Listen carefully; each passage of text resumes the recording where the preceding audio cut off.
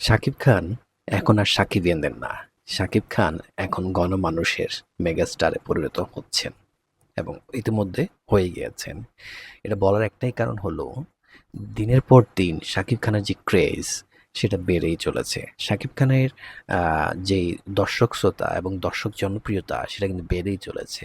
আর একটাই মাত্র কারণ, তিনি নিজেকে ভেঙে চুরে বারবার আ নতুন করে অনন্য উচ্চতায় নিয়ে যাচ্ছেন। নতুন, নতুন মানুষের মন জয় করে চলেছেন।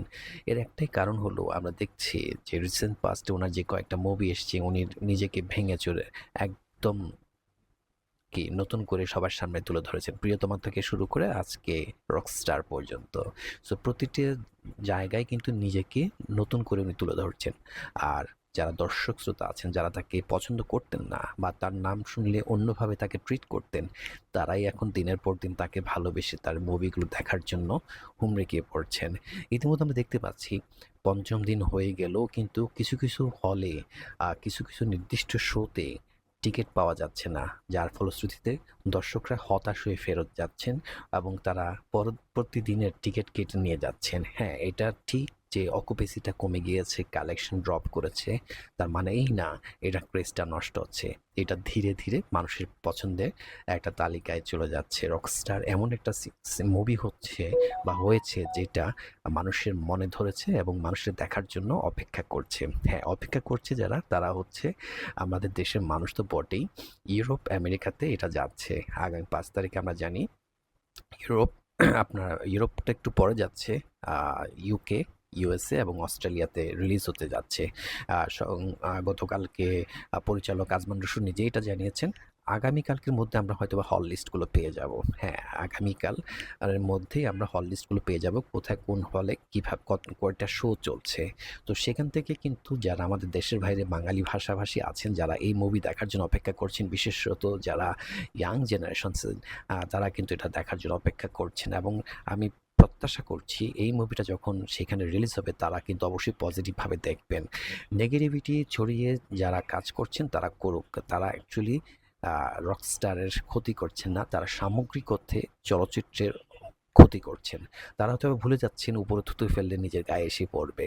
তারা হয়তোবা ভুলে যাচ্ছেন ইন্ডাস্ট্রি ক্ষতি হলে তারা নিজেরাও ক্ষতিগ্রস্ত হবেন। তারা বলতে পারছেন না, তারা অ্যাসুরেন্স দিতে পারছেন না যে বাকি যে ৬-৭ টা মুভি রিলিজ হয়েছে সেগুলো সফল হবে এবং সেগুলো তার কালেকশন তুলে নিয়ে আসতে পারবে। যেগুলো ইনভেস্টমেন্ট হয়েছে সেটাও তুলে নিয়ে আসতে পারবে। তারা সেটা অ্যাসুরেন্স দিতে পারছে না। তাহলে কেন রকস্টারের পিছনে আমরা কাদা ছোড়াছুড়ি করছি? মিথ্যে রিভিউ দিয়ে, খারাপ রিভিউ দিয়ে সেটার বদনাম করার চেষ্টা করছি।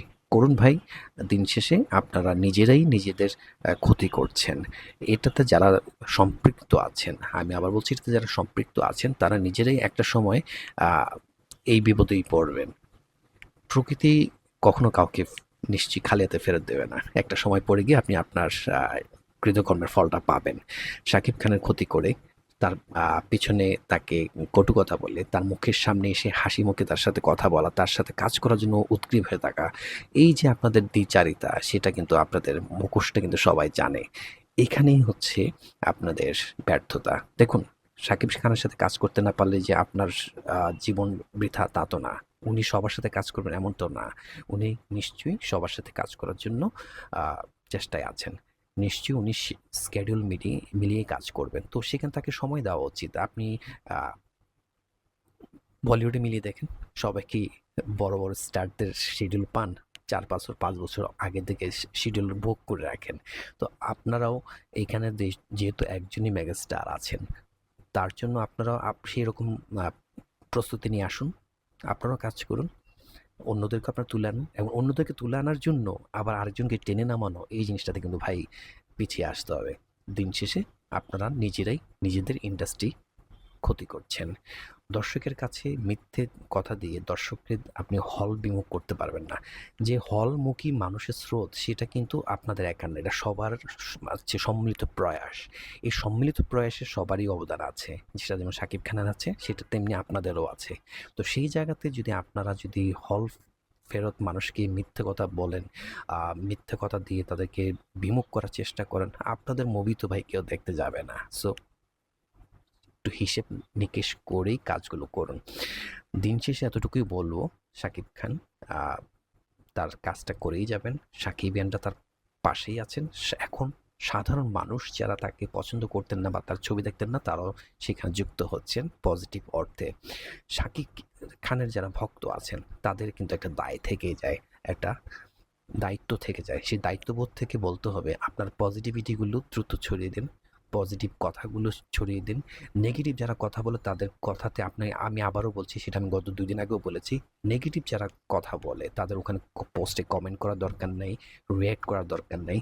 আল্টিমেটলি আপনারা তাদের এনগেজমেন্টটা বাড়িয়ে দিচ্ছেন, তাদের রিচটা বাড়িয়ে দিচ্ছেন, যার কারণে সেটা মানুষের সামনে যাচ্ছে। আপনারা এগুলো পাত্তা দিবেন না, দেখবেন এগুলো এমনিতেই কি হবে, পড়ে যাবে। সত্য কখনো ধামাচাপা দিয়ে আটকানো যাবে না। সো আপনাদের দায়িত্ব আপনারা সঠিকভাবে পালন করুন। পরবর্তী ভিডিও দেখার আমন্ত্রণ রইল। ততক্ষণ সবাই ভালো থাকবেন। আল্লাহ হাফেজ।